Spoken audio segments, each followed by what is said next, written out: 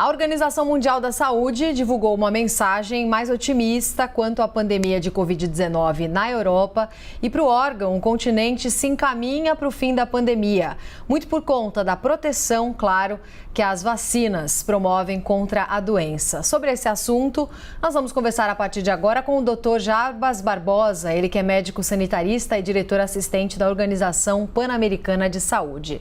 Doutor, boa tarde. Bem-vindo mais uma vez aqui à CNN Brasil. Boa tarde, Roberta. Doutor, como é que o senhor analisa essa fala da Organização Mundial da Saúde? É claro que a gente aqui no Brasil fica acompanhando com uma expectativa enorme, até porque o que acontece lá fora normalmente acontece com a gente um tempo depois. A gente sabe que a variante Ômicron acabou ganhando aí um tamanho enorme que a gente não esperava e com uma rapidez imensa aqui no nosso país em termos de disseminação, em número de casos e até de internações, mas principalmente de não vacinados. O que dá para a gente analisar sobre essa fala, especificamente sobre a Europa, mas também pensando na gente por aqui? Roberta, os nossos colegas do escritório regional da OMS para a Europa, eles estão fazendo essa avaliação baseada em algumas hipóteses. Primeiro, de que a onda de Ômicron na Europa já está em descenso, né? Isso que você falou é muito importante. O mundo inteiro não está ao mesmo tempo na mesma situação em relação à pandemia. É como, no caso do Brasil, América Latina, é como se nós estivéssemos um mês, pelo menos, atrasado em relação ao que aconteceu na Europa, porque lá a transmissão e a expansão da Ômicron começou primeiro. Então, eles trabalham primeiro com esse fato de que, quando se tem uma onda tão rápida como essa que a Ômicron propicia, ela tem uma transmissão muito importante, claro, e depois ela começa a declinar também com a certa velocidade. Segundo, que na maioria dos países da Europa, o índice de cobertura vacinal é muito elevado. É muito elevado. A junção, então, dessas duas variáveis poderia nos levar a pensar de que é possível que, a partir daí, a Europa passe a ter o que eles chamam um período de trégua. Mas é importante dizer que tem uma variável que a gente não controla, né? Pode surgir, por exemplo, uma nova variante. Vamos lembrar que a gente tinha um cenário parecido com esse agora, aí por outubro, novembro do ano passado. Ou seja, tudo parecia se encaminhar para um período de diminuição mais sustentável na Europa, quando a emergência da Ômicron colocou não só a Europa, mas o mundo inteiro de novo em alerta. Então é muito importante ter essa percepção de que pode até ser que aconteça mesmo uma trégua, depois que passa a onda da Ômicron, mas é uma trégua, não é o final da guerra, com certeza. Tainá Falcão tem pergunta para o senhor também. Tainá. Doutor Jarbas, queria trazer para o nosso contexto aqui no país, né? Primeiro, o que a gente pode esperar de quando a gente vai ter uma previsão mais positiva dentro do Brasil e que você também linkasse com a notícia que a gente traz hoje sobre a dificuldade de alguns estados em avançar na vacinação infantil. Como é que isso pode nos prejudicar a chegar mais próximo também de uma previsão otimista sobre o fim ou pelo menos a desaceleração da pandemia por aqui?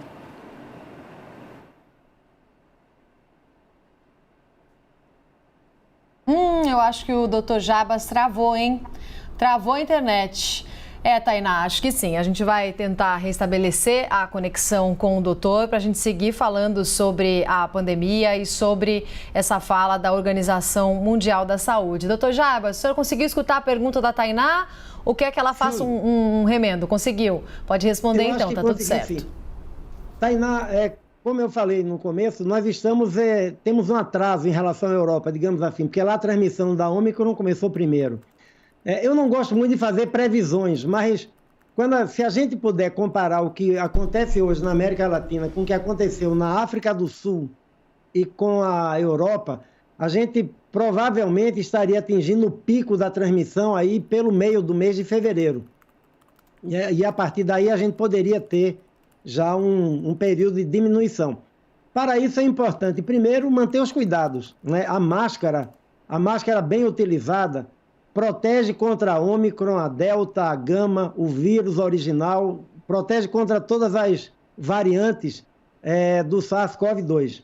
Evitar aglomerações, né, principalmente aglomerações que não são essenciais, né, que podem ser adiadas ou suspensas sem nenhum prejuízo social, tem um papel importante.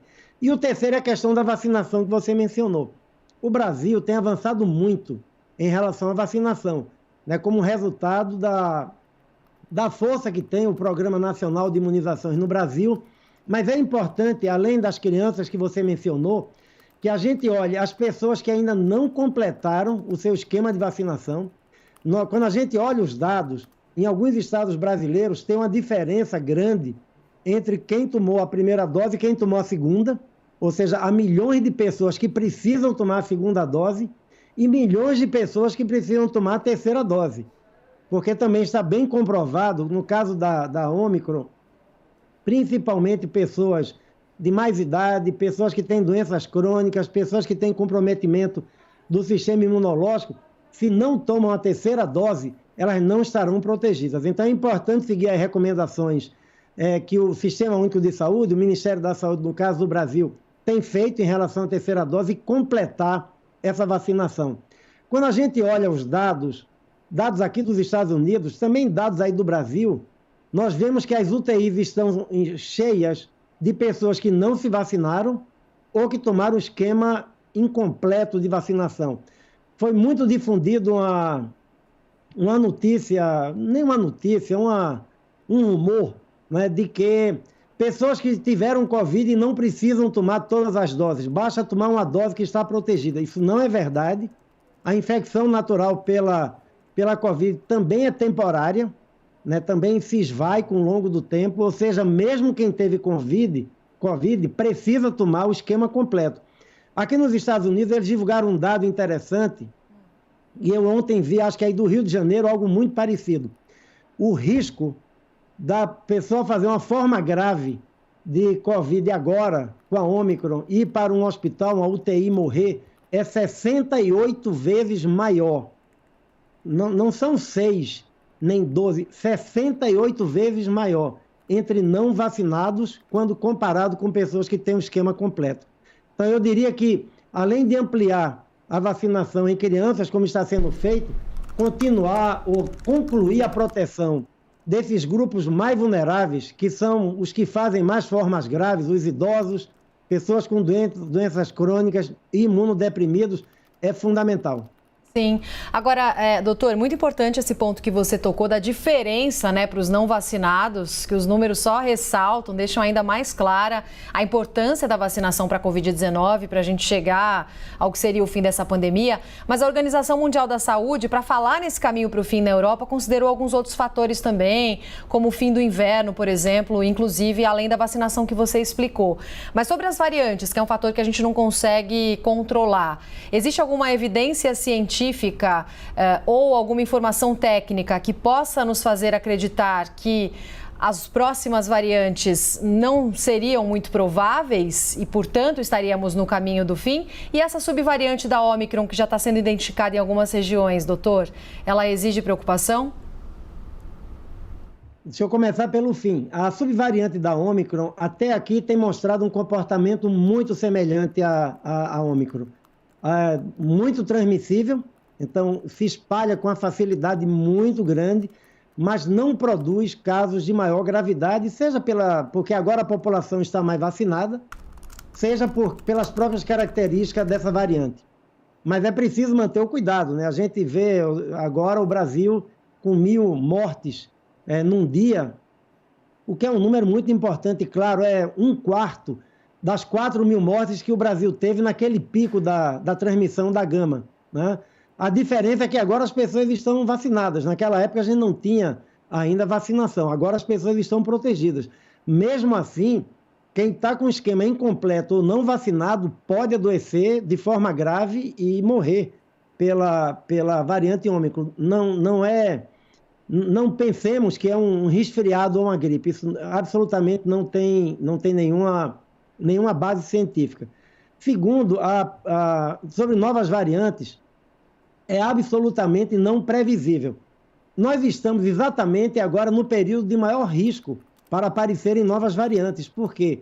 Quando o vírus se dissemina com essa velocidade que ele se dissemina, né, a Ômicron, onde ele está circulando em praticamente todos os países do mundo, é aí que tem possibilidade de ocorrerem mais novas variantes, porque esse vírus ele pode encontrar mais facilmente pessoas que têm o sistema imunológico comprometido, em que ele persiste naquele organismo durante vários dias ou semanas, e linhagens que vão sobrevivendo aos anticorpos começam a ser predominantes, porque as mutações que apareceram fazem com que o vírus tenha mais capacidade de sobreviver.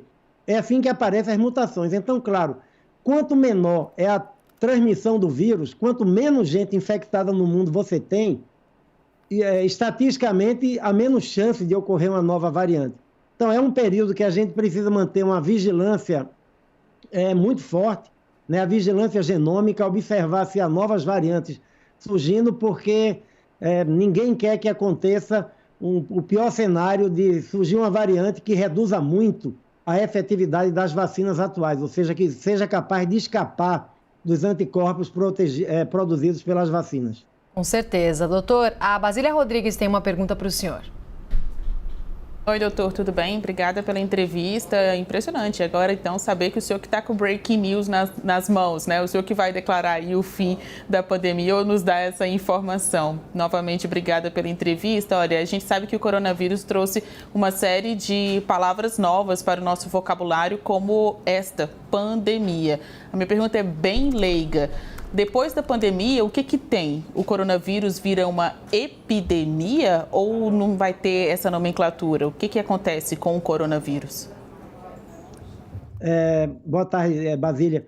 Basília, nós não temos um critério objetivo, né? O que a gente fala é, quando a gente tem uma transmissão num ambiente relativamente concentrado, uma escola, uma pequena cidade, isso a gente chama de surto.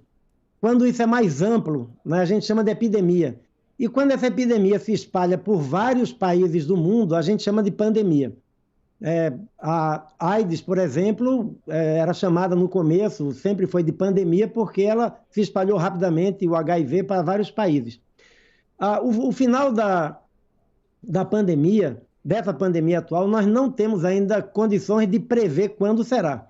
O que nós sabemos é que nós temos os mecanismos para aproximar o seu fim, né? Nós temos vacinas, mas precisamos cuidar para que todos os países do mundo tenham acesso equitativo às vacinas, porque ninguém estará protegido se todos não estiverem, né? Quanto menos vacinação tiver num país, de novo, voltando ao raciocínio, mais pessoas vão ter contato com o vírus e mais chances de ocorrer uma mutação nós vamos ter. Então é preciso proteger todos os países.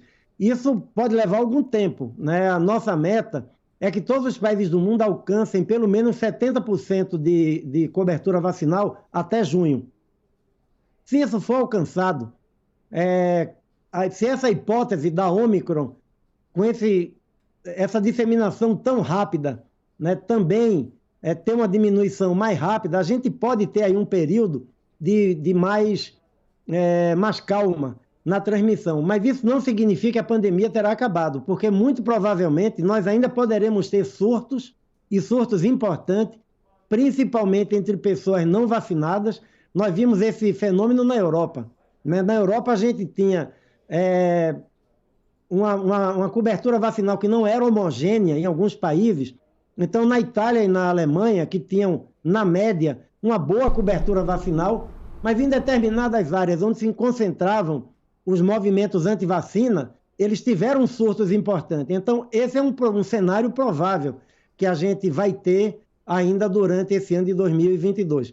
Então, é preciso, primeiro, aumentar o acesso às vacinas, monitorar bem para poder flexibilizar ou apertar, digamos assim, medidas de saúde pública, manter o uso de máscara em locais fechados, quando sair às ruas, ou seja, tomar esses cuidados que podem acelerar essa notícia que todos nós esperamos que aconteça, que é o final da pandemia e a persistência do vírus, talvez produzindo surtos, mas sem ter tanto impacto sanitário, econômico, social, esse impacto dramático que a pandemia teve na vida da humanidade.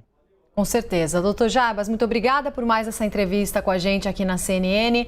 Até uma próxima. Bom trabalho para o senhor. Eu que agradeço, Roberta. Boa tarde.